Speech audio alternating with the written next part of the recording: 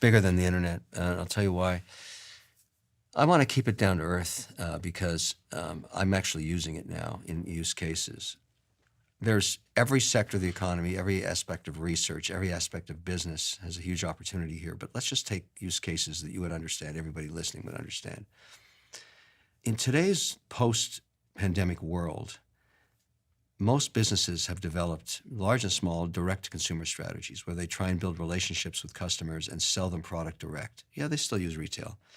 Say you're Nike or something, and you were 27%, direct-to-consumer before the pandemic. You're now 50%. And direct-to-consumer gets you higher margins, but it also gets you data, gets you information about the preferences of your customer base, what they like, what they don't like, the flavors, and what they buy, when they buy, where they buy it, all that stuff. And it's very interesting, that data. And let me give you an example, wine business. If you think about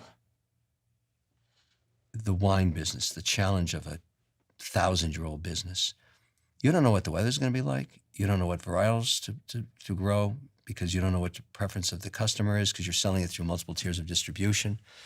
During the pandemic, 43 states in America opened up direct-to-consumer sales from the wineries on the West Coast. For the first time ever, the wineries found out what people buy, where they buy it, when they buy it, what they drink, what varietals. And I'm in the wine business. I sell 3 million bottles a year of wine.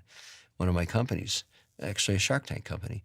And we partner with a company called QVC. We sell online. And so I can tell you today, this month, this week, the #1 varietal in Southern Florida for women ages 44 to 64 is Moscato, a sweet wine. I think it tastes like shit. I don't care what I think. It's the #1 wine right now. And I knew that to make that varietal available 6 months ago so that I would be able to ship it and put the inventory, the CapEx, in the right place at the right time to support that demand for the rest of this summer. A sweet, cold Moscato wine. That means I spent a lot less money and a lot less risk. I don't have any varietals they don't want this summer. I have exactly what they want. That was AI. It cost me virtually nothing to get that data. 5-10 years ago, it would have cost me $1 million to go do all the market research. I got that for $18,000. So that's using an AI tool. Here's another example. So do I use that tool? 100%. And there's many tools. You don't have to just use chat. There's many different competing platforms. So we use them all. We check the assumptions by checking it all on all of them, see the little variances. Number 2, I have to shoot an ad. I have to shoot a commercial. I'm going to shoot it here in LA. I'm going to do it in a studio like this with a green screen, and I'm going to spend, $250,000 for a 15, a 30, and a 60 out of the same shoot. And I'm then going to go into post with the green screen, and I'm going to spend more money in post. I'm going to add whatever I need, whatever background I'm going to need. Or I could fly to Dubai, where they have a giant studio with a 6K digital wall where AI links up your script to the background. There is no post-production. You basically shoot the commercial in 4 hours and it's done. The background's perfect, the imagery's perfect, your script is perfect. And I did that 2 weeks ago for the first time. I'd never seen that before. We did it for a fraction of the cost of what it would have cost to do it in the old way in post-production. But then I'll tell you what freaked me out. They reshot the commercial without me there using Kevin Agent. An AI view. I wasn't even there.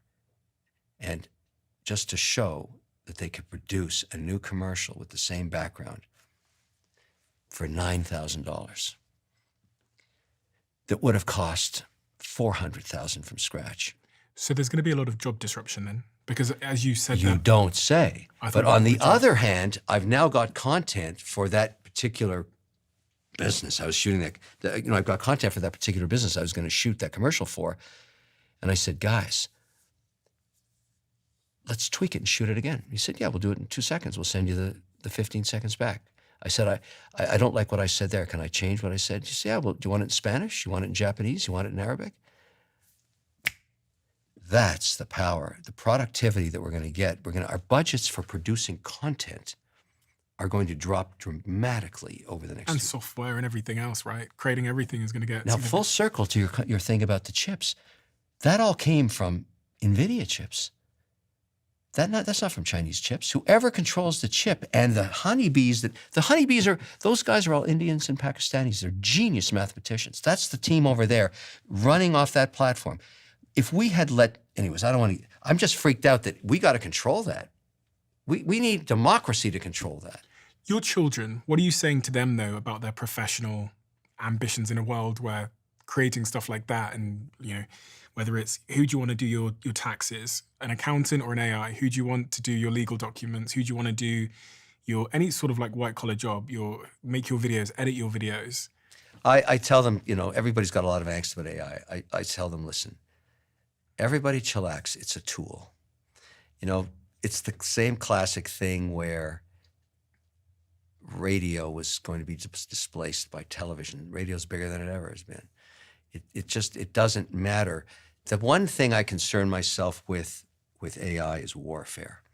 And I think the country that has the best AI and data centers and the most advanced chip technology will win the wars of the future, which will be fought by drones and robots. I know that sounds kind of crazy. No, it doesn't sound crazy. That's where it's happening now. That's where it's going to go.